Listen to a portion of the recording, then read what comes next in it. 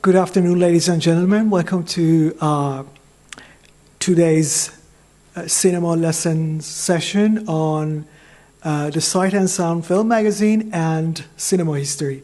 I'm going to rely on my notes because of he hasn't slept. Yeah, sleep deprivation. I think I've forgotten my first language, let alone the second one. We're very pleased to have with us the editor of Sight and Sound, Nick James, who's been holding the helm of the publication for 20 years. Is that right? 21, actually. 21. 21 years, yeah. And a long... Man and boy. And it's also very good to see some of Sight and Sound contributors here. It's almost like a family gathering. And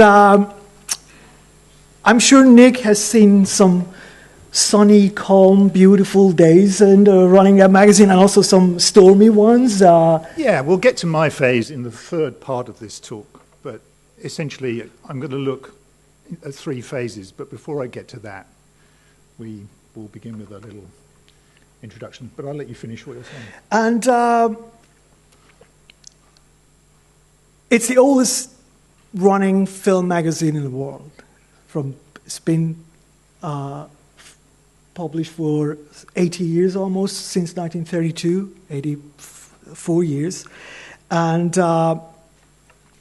since then, it has been translated to many different languages. And I won't be surprised if some of us here read our first Sight and Sound piece in a language rather than English. Throughout 85 years, it has inspired many of us, aroused our interest in films that we hadn't seen and probably would have known otherwise. But also, like any other publication whose foundations are based on criticism and analysis, it has left us disappointed sometimes or enraged us by certain pieces. But if, on a second thought, maybe those pieces have been even more instrumental in shaping up our own thoughts. So it's very important that discussion is there. And I hope today we can learn more about the history of the magazine and also how the magazine responds to the new changes in cinema, and also at the same time looking back and informing the reader about the history of cinema in general. One last point before proceeding with Nick's talk. We at the festival decided to call this session Restoring Film History in Words. And I think it has a very important meaning for us, because thousands of euros are spent on restoring films here and in other institutions in Europe and North America. But many of these films cannot be seen or known without film criticism and without film history, without film literature in general. And that's very important. Case in point is the beautiful Polish film, one of absolute favorites of mine this year's festival, which is called Days of Matthew by Witold Leszczyński. This film was planned to be played at Cannes Film Festival, Cannes 68, and it was cancelled. And the film went into oblivion because it was not seen. Nobody wrote about it. So please go and catch that one when it's being played in a couple of days. But I think we can talk about that a bit more while we have the clips and the slides. We have 3 clips and some slides here prepared by. Yeah, we have 3 clips, and they break up the 3 phases that I want to talk about. And there are some slides in between, a bit PowerPointy, but it's images, so not words. So, Neil, shall we start with the clip, or yeah, you want to say something? Let's before? go straight into the first clip. Okay, the clip number 1, please.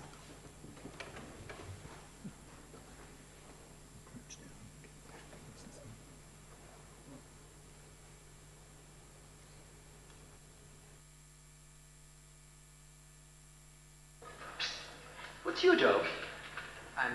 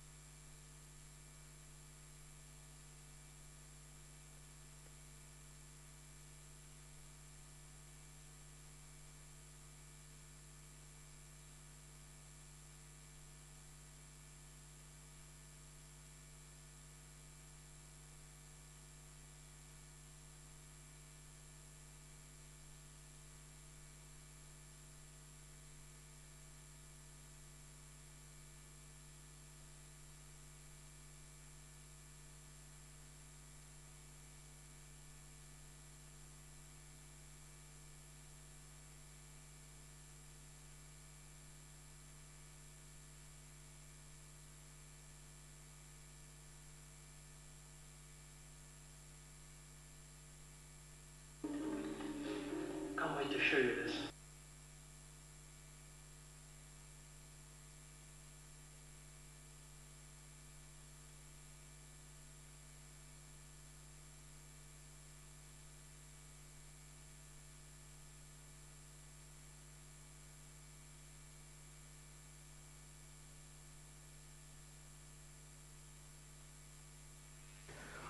So that was Peeping Tom by Michael Powell, yeah? Yes, Why that's right. Peeping Tom? Well, I think that scene does about 4 different things for me. I mean, it talks about scoptophilia, which is an obvious thing to talk about in terms of morbid gaze and the love of cinema and a possible relationship between the two. But I'm not really interested in that. I'm interested in several things here. There's the fact that he's using sight and sound as a kind of moral guardian. You don't get this in sight and sound.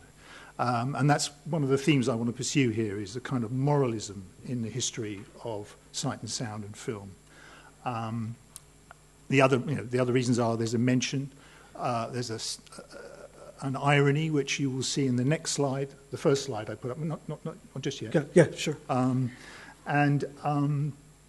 But it's actually the real reason I love this is what the policeman says.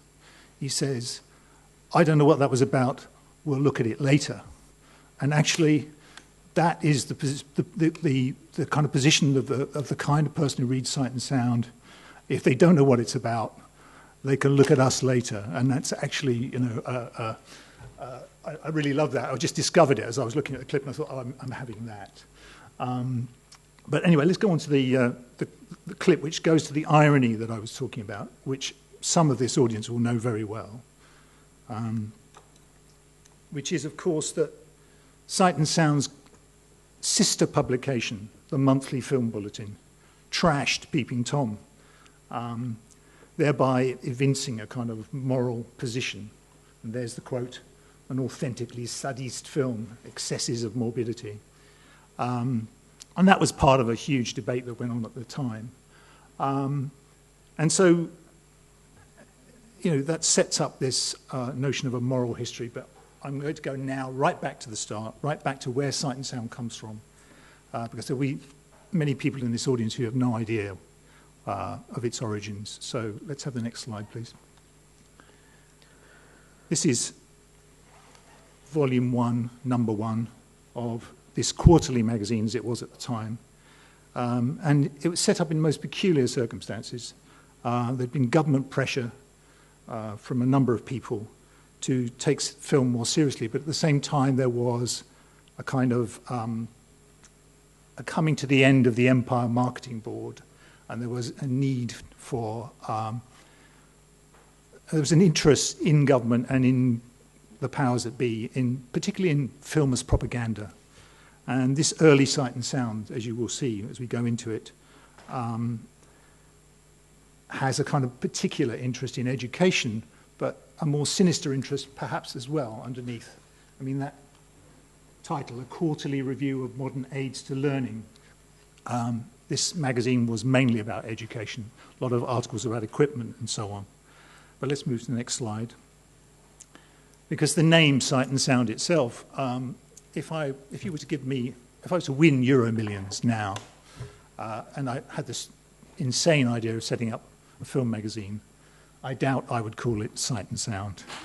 But of course, in 1932, it's just 4 years after the jazz singer. It was 3 years after the jazz singer. So Sight and Sound must have sounded incredibly cool thing to call it at the time.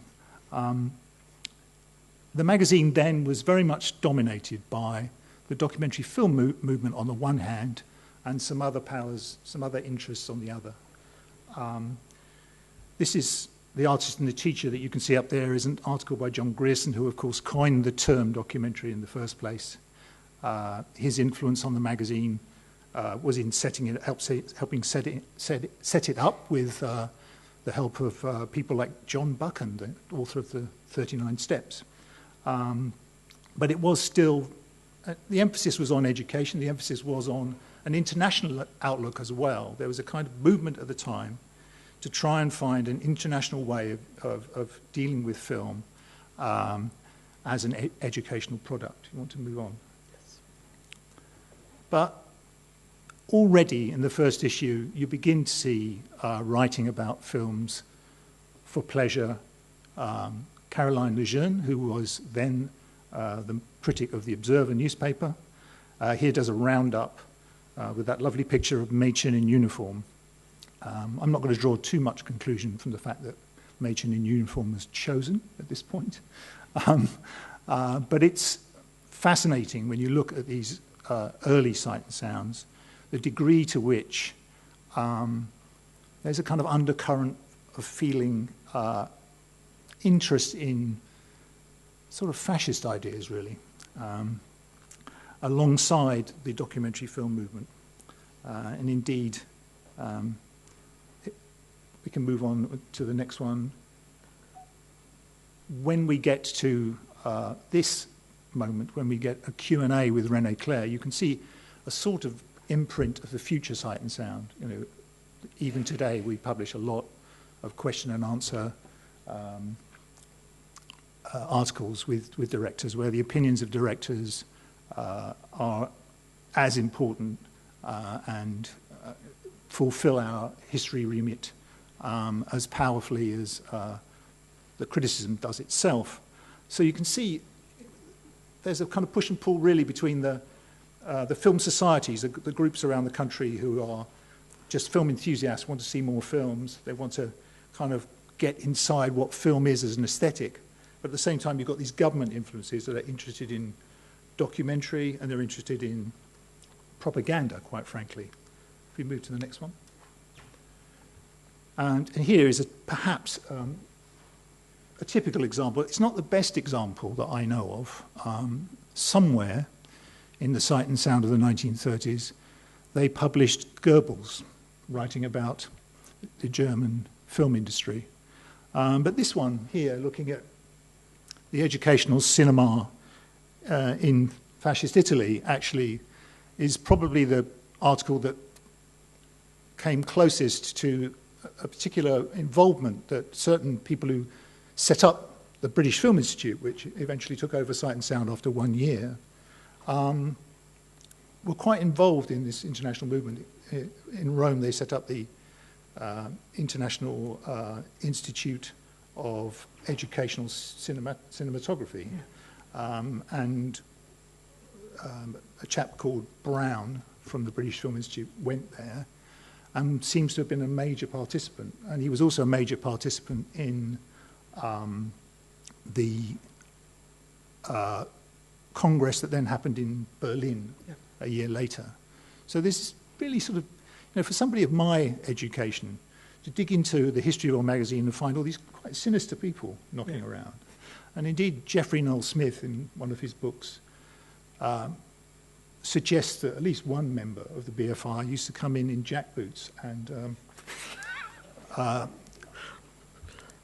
kind of armband as well. So it's pretty, it's really interesting. You dig in and you find this stuff and you go, really? Is that where Sight and Sound originated? But I feel that there was a kind of push-pull going on at the time between the interest in propaganda and the interest in film as an aesthetic form.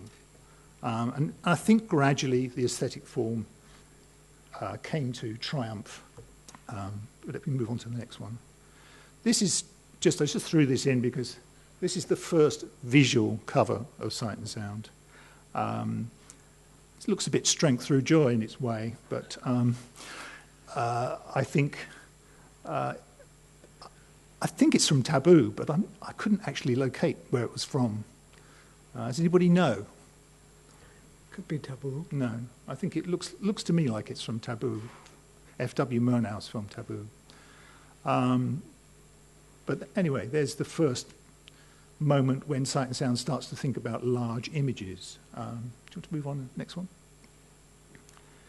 But the other strength of the 1930s Sight and Sound was that there was a lot of very fine writers who became more and more interested in the cinema. This example is the novelist Elizabeth Bowen, who was actually married to one of the people involved in the hierarchy of various government institutions, and so she wrote. But among the others who wrote for a Sight and Sound at that time are Graham Greene, Alistair Cook, and you'll see in the next slide a really quite illustrious group of people. Oh, not this one. Sorry, there's one more before I do that. No, this slide is really to show that Sight and Sound starts to think more about international cinema. This is the first item that ever appeared in Sight and Sound about Japanese cinema, I believe, at least the first substantial item about Japanese cinema. And it's quite interesting. The language of the piece is quite reverential about the Japanese Empire. But it is, a really international outlook for the UK at that time, which was quite an insular place in many ways. Which year is that, Nick? That, I think, is around 1936, right. 37, I'm not sure. Okay. It's around that time. So, this last cover here, go to the next one. This is a 1938 cover of Sight and Sound, and I think you can see by the list of writers on the right that it's mainly people who are filmmakers, and Dorothy L. Sayers, the crime writer, is there. And I think you can see that by this point, Sight and Sound has kind of moved away from that fascination with propaganda and become much more like the magazine it is today, which is a magazine about, as much about film aesthetics and the passion for cinema as it would be about political matters in cinema. So that's a kind of broad brush run through the 1930s at Sight and Sound, which I found fascinating because I really didn't actually know as much of this as I did beforehand. And I'm just fascinated that at this time when we're moving slightly more towards a sort of fascist era, or more towards that kind of way of running countries, that there it was in England in all kinds of ways beforehand, which we knew about anyway. There were lots of fellow travellers in England before World War II. Right. But I didn't realise it was so there in Sight and Sound until I looked into it. But perhaps it's time to move away from the sad times into the good times. Okay, so this move from more propaganda pieces to criticism, aesthetics of cinema, brings the next question, which is the old question of canon, creating canons, which was partly kind of became like part of the international film community debate by Sight and Sound polls every 10 years. And for that, I think we need to see the next clip. Okay, so shall we play the second one, please?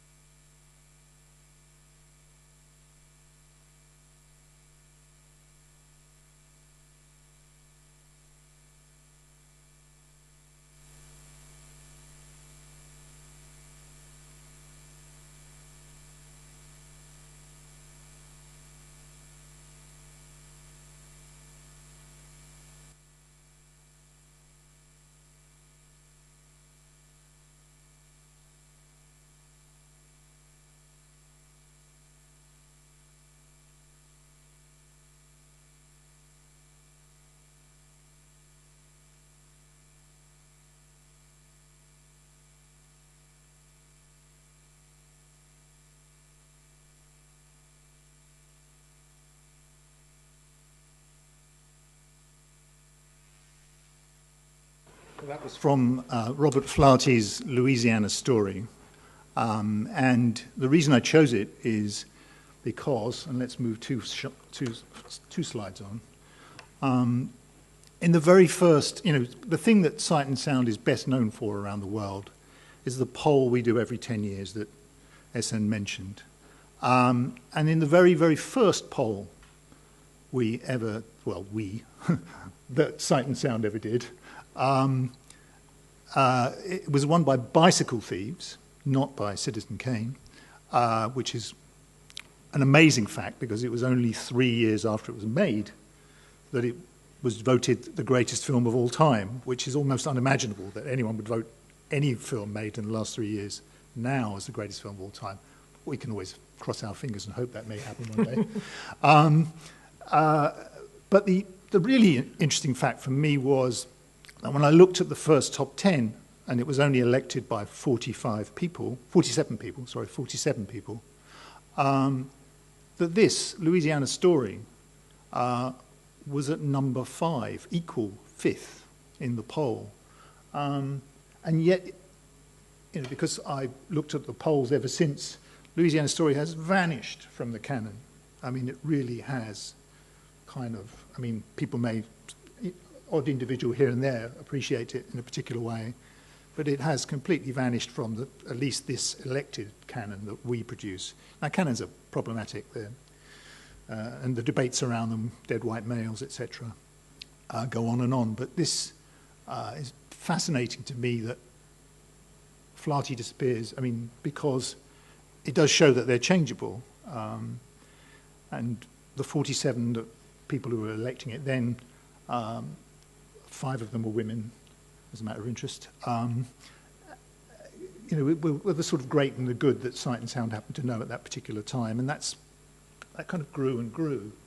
But first of all, I have a story to tell about, before we get back to the poll, I have a story to tell about what happened to Sight and Sound after World War II, because it was decided during World War II that, is it too far away? Sorry. Yeah. It was decided after World War II that it was a moribund publication, and the BFI was changed by government, and it was kind of revolutionized, really. And the first thing they revolutionized was Sight and Sound magazine, because there'd been a small publication coming out of Oxford University called Sequence, which had many future, a couple of future filmmakers involved, Gavin Lambert and Lindsay Anderson, and Penelope Houston, the writer, and there was a kind of deal going on between the new chief of the BFI, who wanted, the Sequence people went to the BFI to try and get some money, and he said, I won't give you money, but I'll let you take over Sight and Sound. And the one person of the team who said, I'll do it, was Gavin Lambert. And Gavin Lambert became editor he was editor for about 6 years.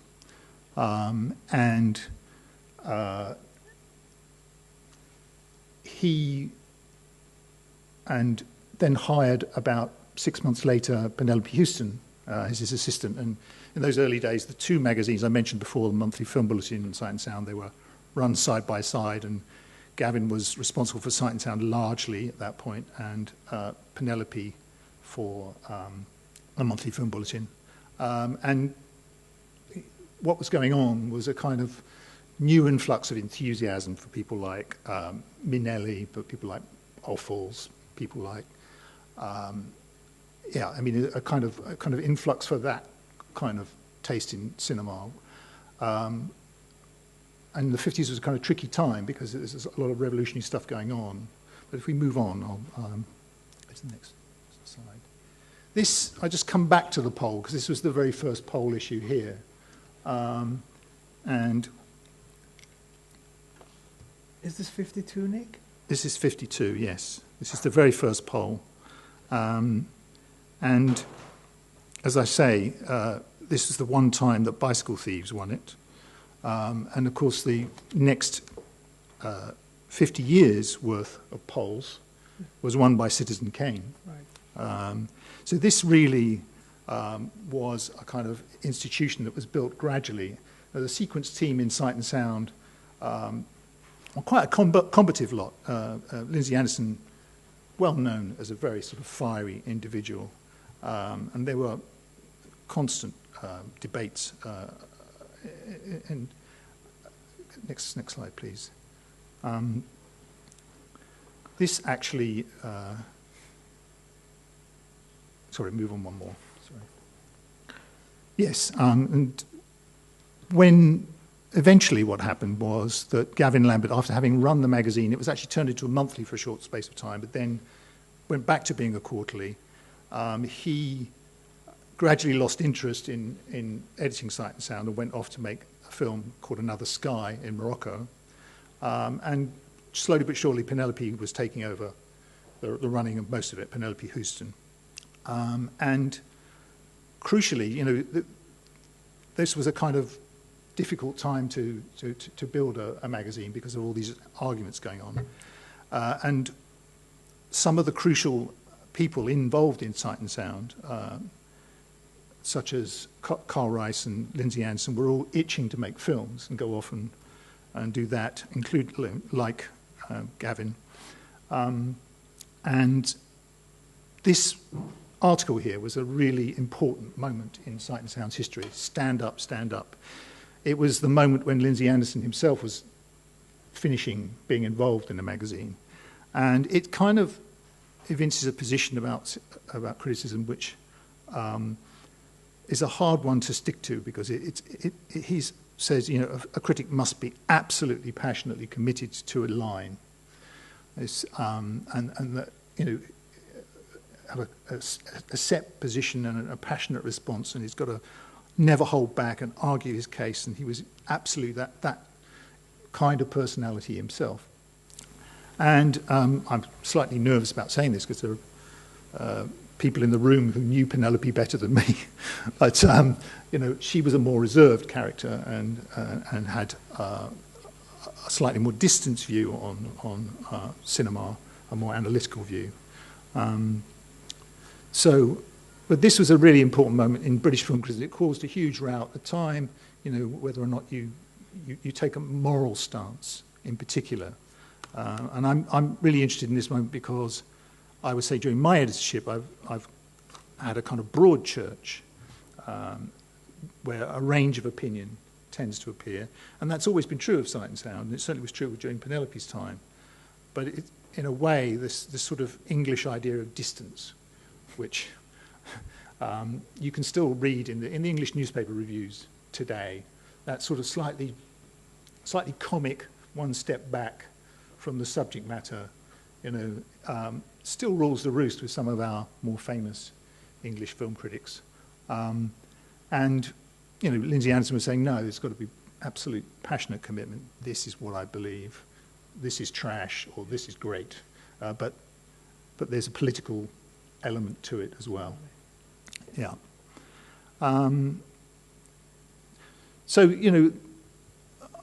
My argument really is to say that in these three phases, you have this first phase where you've got documentary and propaganda battling with aesthetics. In this second phase, you're really talking about cinephilia coming in with the sequence people, but them all being so many of them being ambitious to go off and make films that it sort of disrupts for a short while until Penelope gets in her stride running the magazine.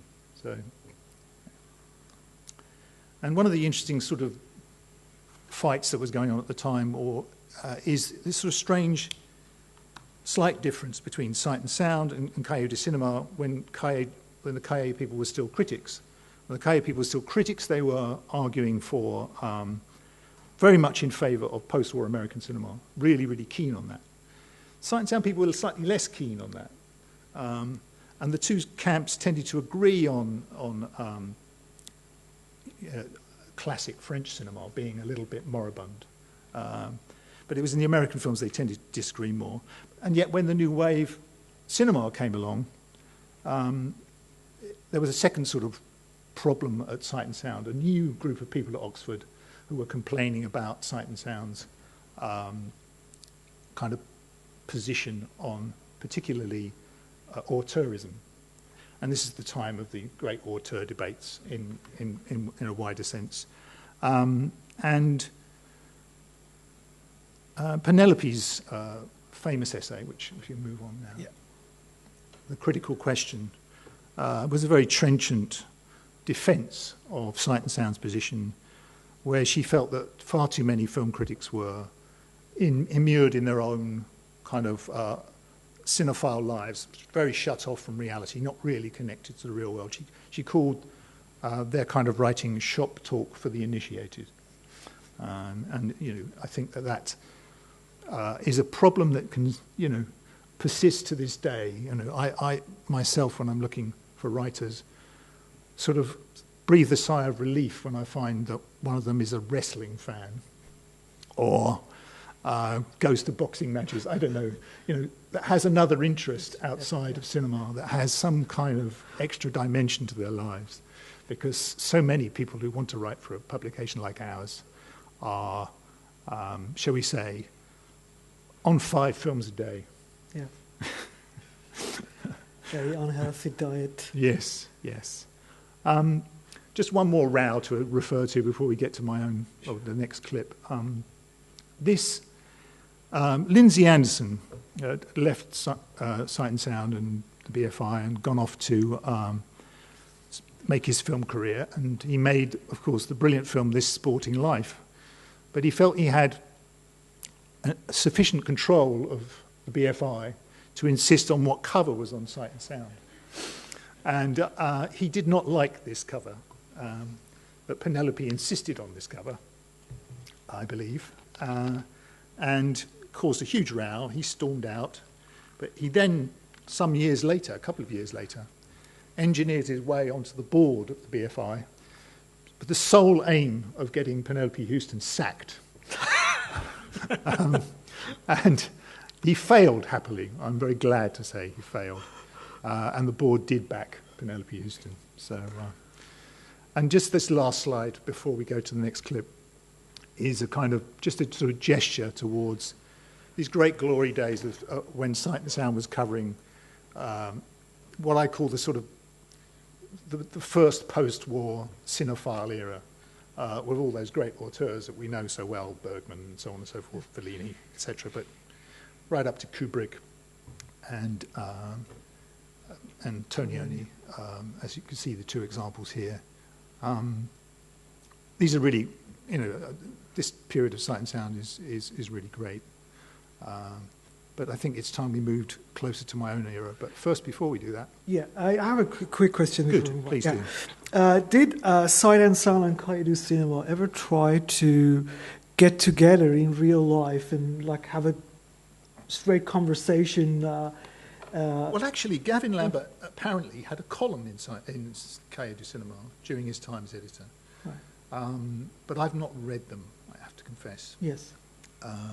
So there was some kind of dialogue going on. But there was not a sort of sit-down kind of congress. Yeah. I mean, Penelope could be quite rude about them. Yeah.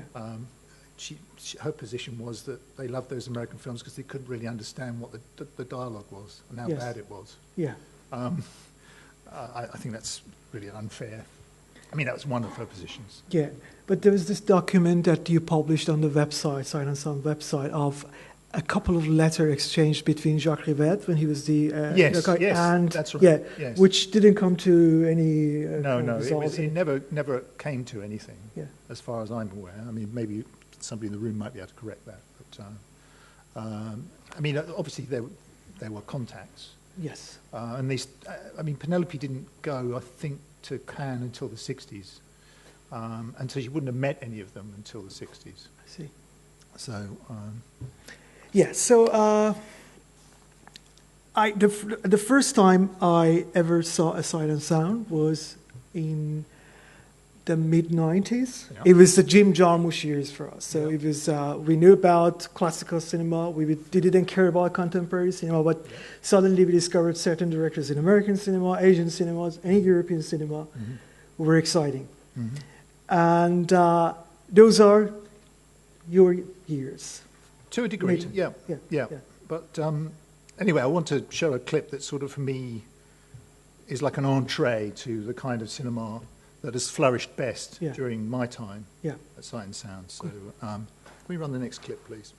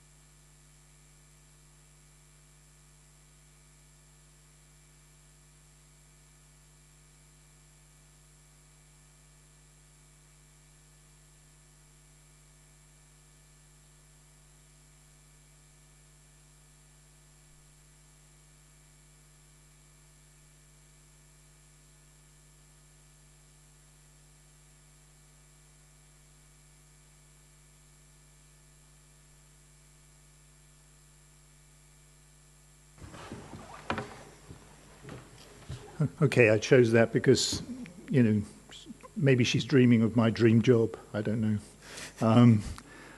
Have we got slides up? Not yet. Yes, now we do. Okay. Yeah. Oh, we've zoned in on it. Yes, a bit, yeah. but, This is like yeah. the whole thing. Yeah.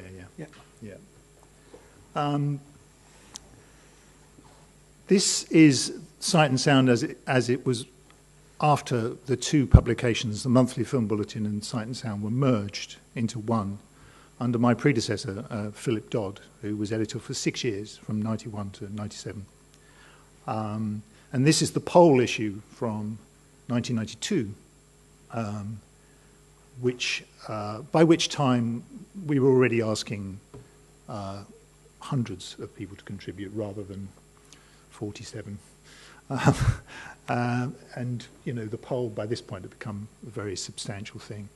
But I just put this up here really so that I could say the two pieces of advice I was given when I took over Sight and Sound. Philip Dodd said, "You have to be more ruthless, Nick." And he said, "Put your feet under the table. You'll have champagne later." And he was right, because they made me acting editor, and then I became editor some 6 months later. But I lucked out. I mean, this dream sequence that you've just seen from Wong Kar-wai, for me, I arrived into writing about cinema. I didn't start writing about cinema until 1990, and I was editor of Sight and Sound by 1997. And I had just lucked into what I regard as the golden age of world cinema, where cinema from right across the globe was the most incredible experience. And I think it started about 85, and maybe, you know, you can argue it's still going on, but I would say that it's kind of petered out a little, and it's certainly very, very difficult now to get many foreign language films distributed in the UK, for example, properly. I would say it kind of, the era I'm talking about came to an end about 2005, but it gave us all these incredible auteurs. The ones that eventually tended to be described as the usual suspects at Cannes.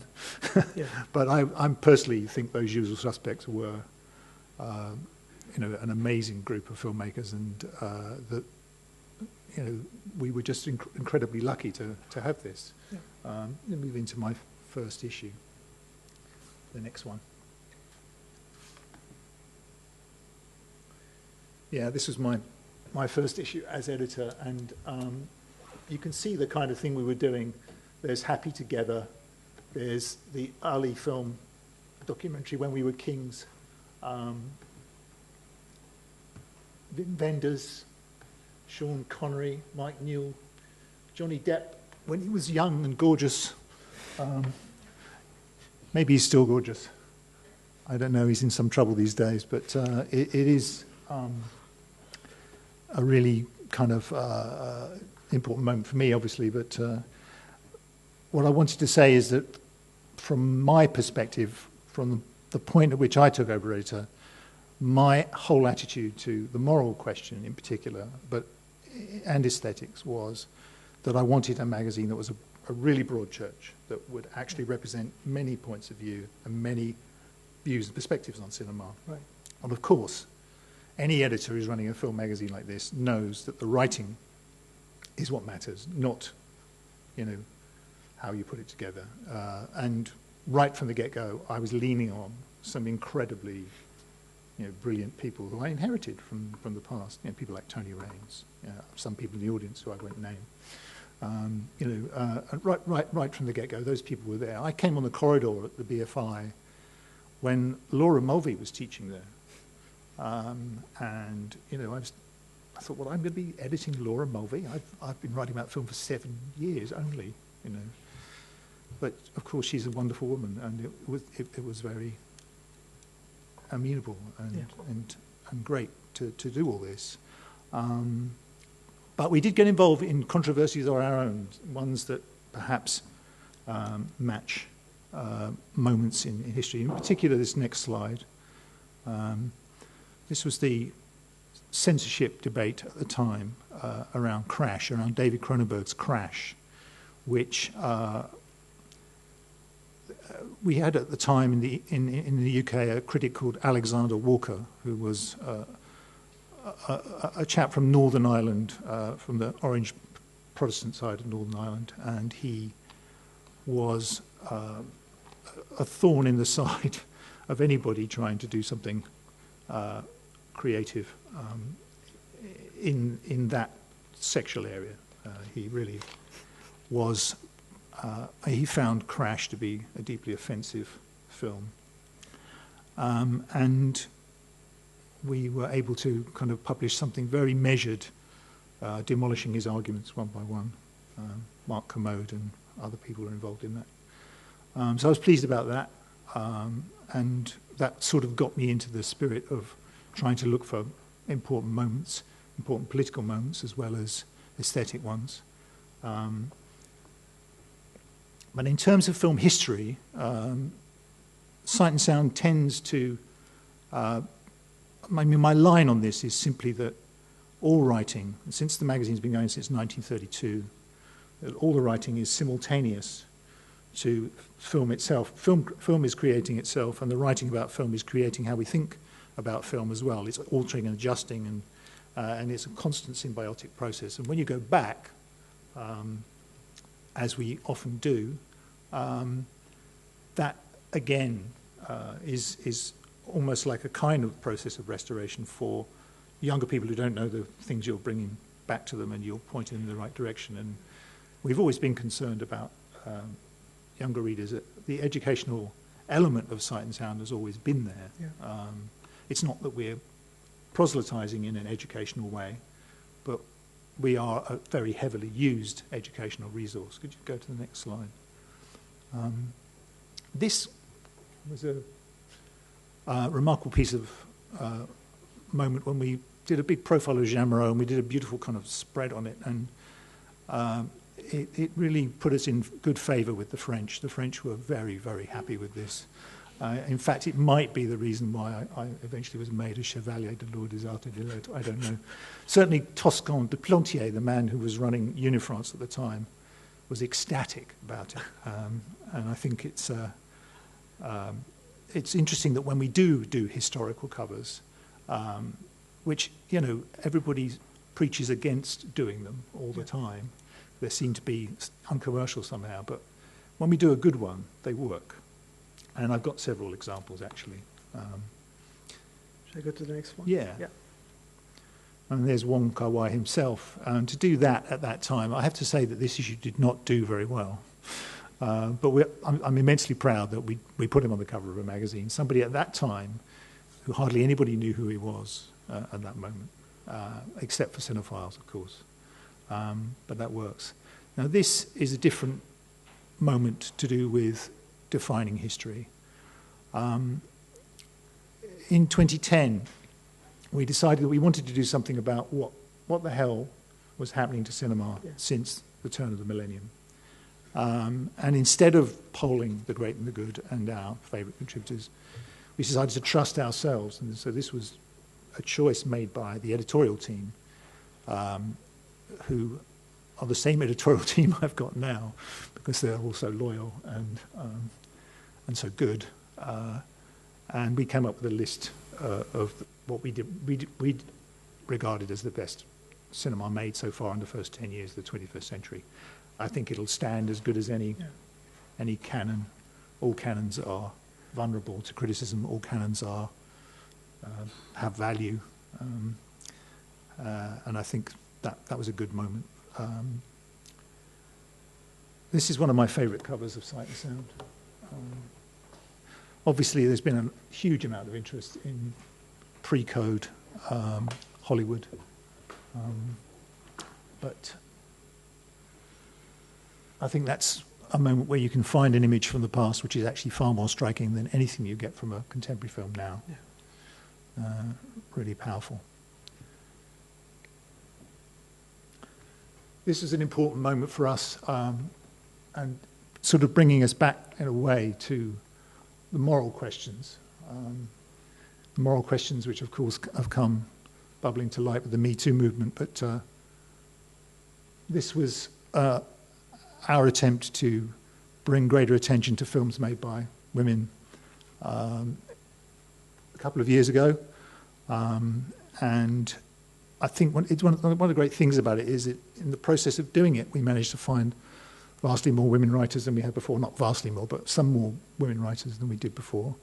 And we are attempting to push to try and reach a kind of level where it sort of naturally occurs that there are 50-50, within the magazine in terms of gender. Yeah. Because it can't be natural. There has to be a certain amount of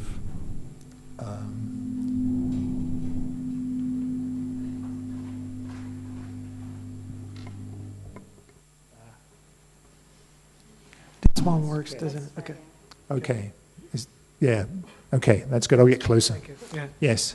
So, that was an important moment for us. And we have, as I say, in the last couple of years, been trying to get the more and more women writers in.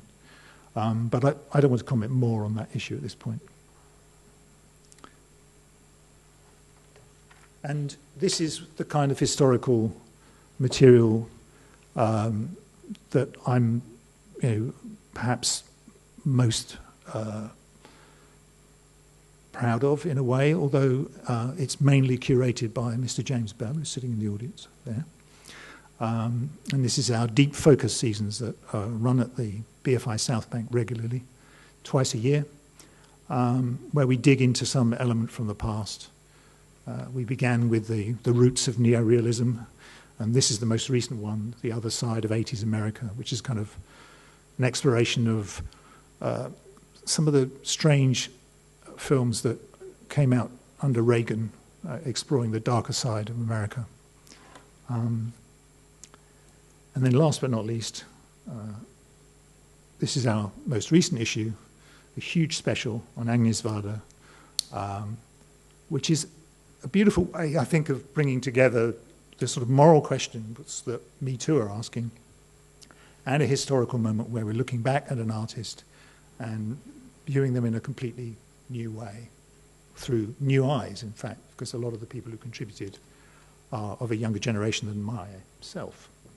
And that's sort of my little potted history of the three phases of sight and sound. I characterise the first one as a concern for a battle between documentary and aestheticism.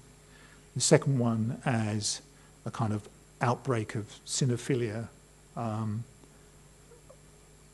powerful outbreak of cinephilia, but mixed up in this debate around passion and about the differences between English distance and absolute commitment, because Lindsay Anderson was a Scot, so he was not prone to the rather distant view. And then this third phase, which I think is glorying in this golden age of world cinema. So, do you want to ask me anything? No, I think we should end the session because it's 5:30. Unfortunately, we don't have time for questions because there is another talk program right after this one.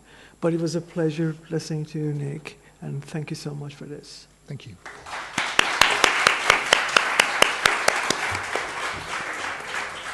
Oh yes, and thanks to the Ritrovato and to you for inviting me. I should have said that at the beginning. Absolute pleasure.